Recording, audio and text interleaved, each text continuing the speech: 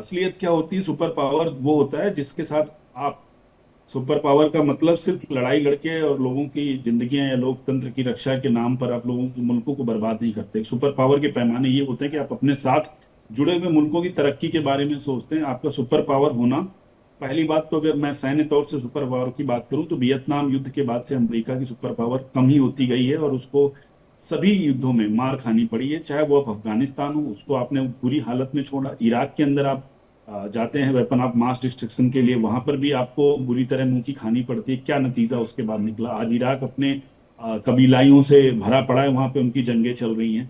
इसके बाद आपने जिस किसी भी मुल्क में यूक्रेन का साथ दिया, क्या नतीजा निकला आपकी सुपर पावर होने का? आज 4 साल से यूक्रेन, 5 साल से बर्बाद मुल्क हो रहा है। वहां पे दुनिया भर का रशियन अटैक और यूक्रेन को तबाही। आज अपनी जंग की वजह से यूक्रेन कितना पीछे गया ये भगवान जानता है और यूक्रेन जानता है अच्छी तरह से। तो अमेरिका तो किसी भी मुल्क के साथ खड़ा हो जाए, बेशक वो सुपर पावर बने, कुछ भी बने, या किसी मुल्क में हमला करे, कोई मकसद उनका वियतनाम युद्ध के बाद हासिल होता हुआ नहीं दिखा। वो चाहे कोई किसी भी ऑपरेशन की बात कर लें। और खास करके अमेरिका के अंदर अब ये फितूर रहना, क्योंकि सारे मुल्क अब डेवलप कर रहे हैं, सभी मुल्कों के पास टेक्नोलॉजी, कहीं ना कहीं गाहे बगाए आपकी टेक्नोलॉजी को भी रिवर्स इंजीनियरिंग के द्वारा लोग हासिल कर रहे हैं।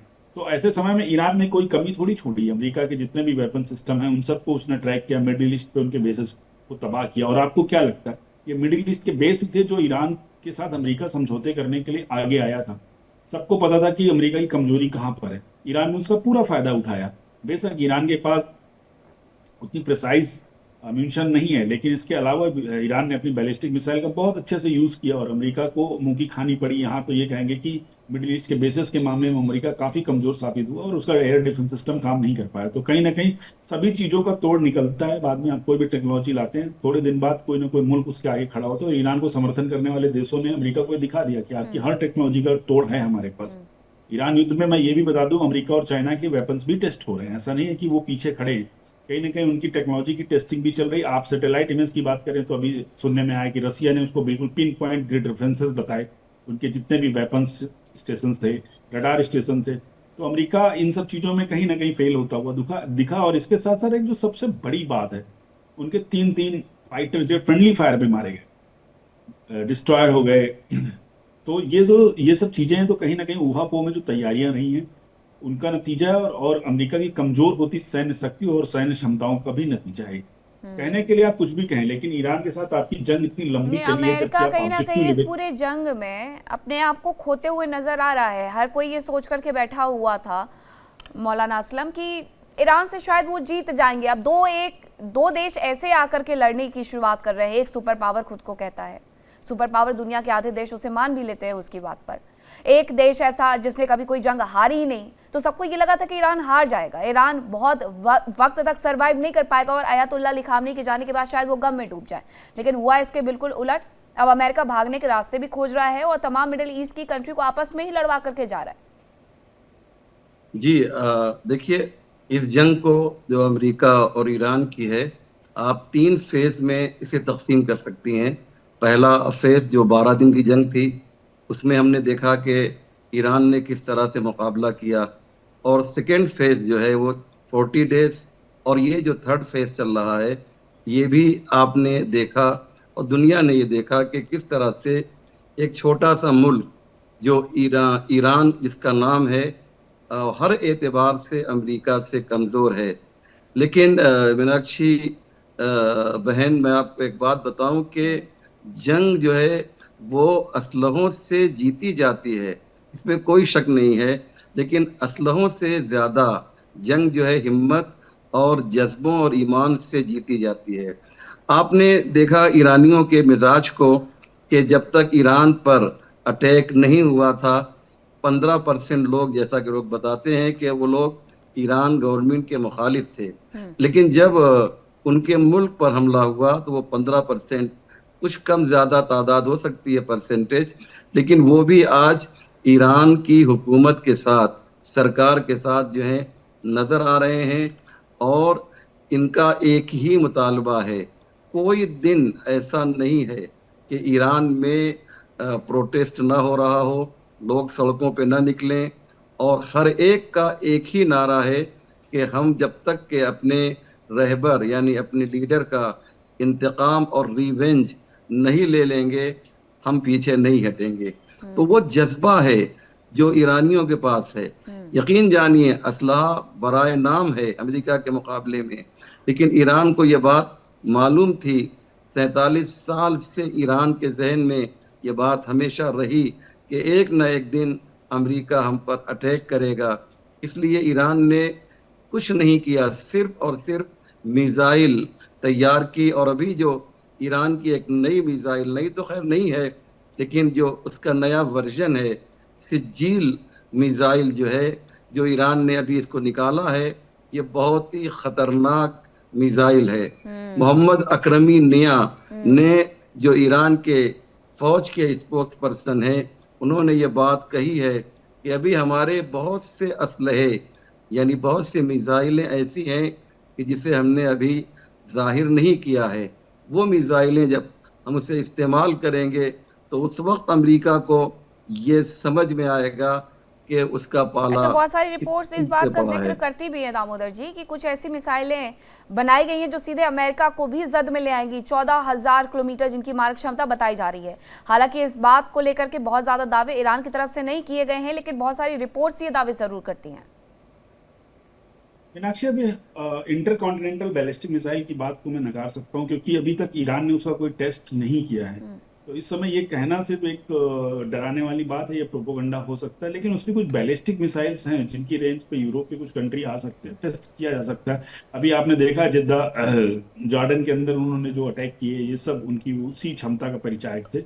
लेकिन इतनी जल्दी ये कह पाना है कि ईरान के पास इंटर कॉन्टिनेंटल बैलिस्टिक मिसाइल्स हैं और या वो सक्सेस होंगी, बना सकते हैं मिसाइल बनाने में कोई प्रॉब्लम नहीं। ऑलरेडी उन्होंने बहुत सारे ऐसे वेपन दिखाए हैं इस लड़ाई में जो कि दुनिया को आश्चर्यचकित करते रहे। लेकिन इस हालत में अभी ईरान नहीं है कि इंटर आईसीबीएम पे को टेस्ट करे या उसका प्रयोग कर पाए, मेरा मानना है। और ऐसे कई सारे मुल्क हैं जो उसकी क्षमता को आगे बढ़ने भी नहीं देंगे। दूसरा फैक्टर ये है कि ईरान की कुछ भी कहा जाए, ये बात माननी पड़ेगी अमेरिका के जंग के साथ अमेरिका का नुकसान तो हुआ है, लेकिन ईरान का भी बहुत ज्यादा नुकसान हुआ है। इस कारण से भी अगले कई सालों तक उसके पास आईसीबीएम जैसी चीज और वो टेस्ट कर पाए, ये संभव नहीं है। लेकिन पर इन एक सब के चीज जो बीच में कहूंगा अगर ये कि कहा जाए, अगर आप मोटा मोटी देखें कि ठीक है उन्होंने आईसीबीएम बना ली है, दूसरी तरफ इनके पास पैट्रियट से लेकर के थार तक सब कुछ कम हो गया है, तो ये मिडिल ईस्ट में कह रहे थे कि जितने भी तमाम देशों में हम एयरबेस का इस्तेमाल कर रहे हैं हम उन्हें सुरक्षा देंगे। जापान से लेकर के साउथ कोरिया तक जो पैट्रियट और थार्ड सिस्टम, डिफेंस सिस्टम उन्होंने तैनात किए थे, वो भी मिडिल ईस्ट के लिए मंगवा लिए थे। अमेरिका अपनी सुरक्षा कर पाएगा और इन लोगों को सुरक्षा पहुंचा पाएगा? नहीं, बिल्कुल अमेरिका इस चीज में बहुत ज्यादा फेल हुआ है। चाहे जितने जहां पर भी उसके बेस रहे उन सभी मुल्कों को ईरान ने टारगेट किया, और करने के बाद अमेरिका को ये खुलेआम चुनौती भी थी अमेरिका के लिए कि आप बचा सकते हो तो उन मुल्कों को बचाओ। लेकिन कहीं ना कहीं लगभग 50% उसके अटैक सक्सेस होते हुए दिखे हैं। और उन्होंने अभी उनकी मिसाइलों के जो मैनुअर हैं वो देख के लगता है कि नहीं, काफी हाईटेक टेक्नोलॉजी है, जहां पर उन्होंने इंफ्रारेड सीकर्स या इंफ्रारेड टेक्नोलॉजी का भी उपयोग किया है। उन्होंने defence system, air defence system को चकमा देने के लिए अमेरिका के, और अमेरिका के हर एक जितने भी एयर डिफेंस सिस्टम लगे हुए उन सबको काउंटर करने के लिए उन्होंने अपनी तैयारी बहुत पहले से कर रखी थी। और मैं एक बात बताऊं, अभी जैसे कि हमारे साथ को पैनलिस्ट बोल रहे थे, ईरान इस बात के लिए प्रिपेयर था कि जब भी कभी अगर ईरान के ऊपर हमला होगा, ईरान मिडिल ईस्ट में अमेरिका के बेसिस पे अटैक करेगा, और उस अटैक को करने के सक्सेस करने के लिए उसे किस तरह के टेक्नोलॉजी का इस्तेमाल करना, ये भी उसने कर रखा है। मिसाइल के जखीरे ईरान के पास हैं, उसमें कोई शक नहीं है, और वो जखीरे अमेरिका पूरी तरह से जब तक कि बूट ऑन ग्राउंड नहीं होगा नहीं खत्म कर सकता। और ऐसा करने में मुझे लगता है कि अभी वक्त लगेगा यानी कि उसके अमेरिका पास को, हो सकता है सीधे कि ये सीधे हो भी कम हुए हैं हथियार, एकदम खत्म नहीं हो गए हैं। कर्नल, आपको मेरी आवाज मिल रही है?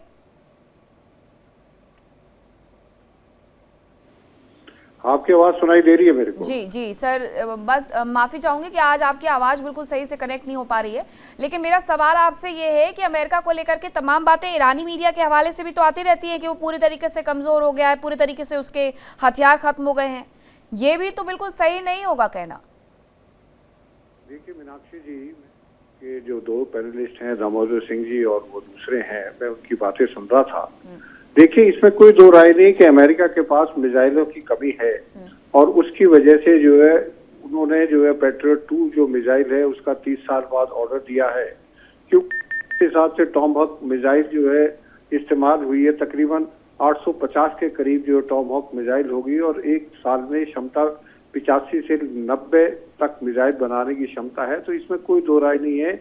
और अमेरिका ने जो उनके इंडो पैसिफिक में जो कंट्रीज थे जैसे साउथ कोरिया है, जापान है, बाकी जगह से उन्होंने ये लेके आ गए हैं और इसको यहाँ पे इस्तेमाल कर रहे हैं। तो अमेरिका की सिचुएशन जो है इतनी अच्छी नहीं है जितनी होनी चाहिए, जितने पावरफुल कंट्री है। लेकिन ये कहना कि जी अमेरिका बिल्कुल खत्म हो गया और अमेरिका कुछ नहीं पर पाएगा, ये भी बात गलत है। हम जो है ईरान को ज्यादा वेटेज दे रहे हैं, ईरान को ज्यादा वो दे रहे हैं और अमेरिका को कम दे रहे हैं। अमेरिका दुनिया का एक सबसे पावरफुल देश है, उसकी क्षमता बनाने की बहुत ज्यादा है, उसके जगह जगह बेसिस हैं, वहां से भी वो मिसाइल ला सकता है, और चाहे वो थार्ड हो, चाहे टॉमहॉक हो, चाहे पैट्रियट मिसाइल हो। तो हमको ज्यादा वेटेज ईरान को नहीं देना चाहिए, हमको अमेरिका को भी उसकी मिलिट्री पावर को समझना चाहिए, नंबर 1। नंबर दूसरा ये है कि ईरान के अंदर भी बहुत नुकसान है। देखिए 12वीं 13वीं रात हो गई है जो लगातार हो रहे हैं। तो ये कहना कि जी जज्बा जरूर है, मैं ये नहीं कहता, ईरान के लोगों में बहुत जज्बा है, और मेरे को लगता है कि दुनिया में शायद ईरान ही अकेला एक देश है जो कि अमेरिका के मुकाबले में खड़ा है और लड़ रहा है।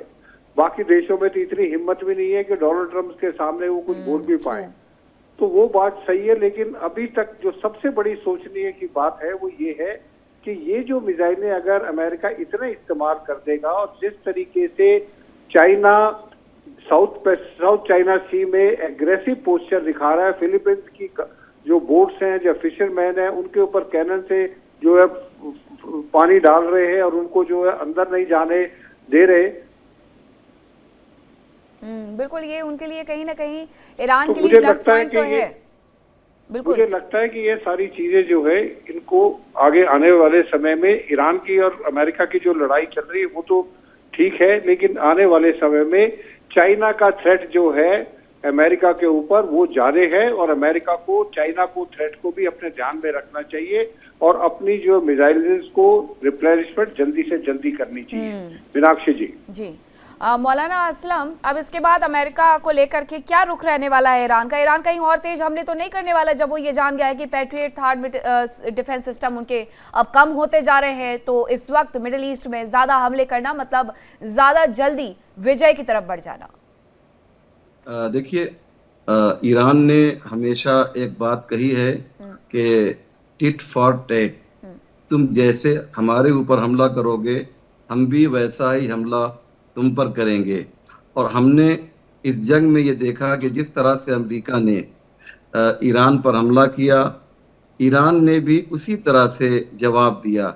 अगर ये खबर जैसा कि आपने कहा है, और बहुत से चैनल पे मैं सुन रहा हूँ कि अमेरिका में जो असलहे हैं वो कम पड़ गए हैं और जो ज़ख़ीरा है वो कम होता जा रहा है, अगर ये खबर सही है तो एक न एक दिन आप ये देखिएगा मैडम कि अमेरिका को पीछे हटना होगा और वो ईरान की शर्तों पर सीज़फायर के लिए आगे बढ़ेगा। और उसके बाद ईरान एक बहुत बड़ी ताकत बनकर मिडिल ईस्ट की, मैं दुनिया की नहीं कह रहा हूँ, मिडिल ईस्ट की, वेस्ट एशिया की एक बड़ी ताकत बनकर ईरान उभरेगा और ईरान पर वर्चस्व जो है वेस्ट एशिया में कायम होगा और अमेरिका को शायद मिडिल ईस्ट छोड़कर जाना होगा, क्योंकि अरब जो कंट्रीज़ हैं उन्हें ये बात मालूम हो गई है कि अमेरिका सिर्फ और सिर्फ इज़राइल की मदद करता है, इज़राइल का हामी है, इज़राइल का दोस्त है। जो कुछ भी उसको हमसे मोहब्बत थी वो सिर्फ ज़ाहिरी थी, वो शो ऑफ था और वो दिखावा था। इसलिए अब ऐसा लग रहा है कि कुछ दिनों में स्टेप बाय स्टेप अमेरिका को मिडिल ईस्ट से जाना होगा और फिर एक अच्छा माहौल वेस्ट एशिया में कायम होगा बगैर अमेरिका के। ठीक है, अब देखते हैं कि आगे आखिरकार इस युद्ध में और कौन सा मोड़ अमेरिका के लिए और ईरान के लिए आता है। बहुत धन्यवाद आप सभी का मेरे साथ जुड़ने के लिए, मेरे साथ चर्चा में शामिल होने के लिए। देखिए इंडिया डेली 24/7 अब आपकी स्मार्ट टीवी पर। इंडिया डेली मौजूद है सभी डिजिटल प्लेटफॉर्म पर लाइव और लगातार। इंडिया डेली 24/7 हर दिन राष्ट्र को समर्पित।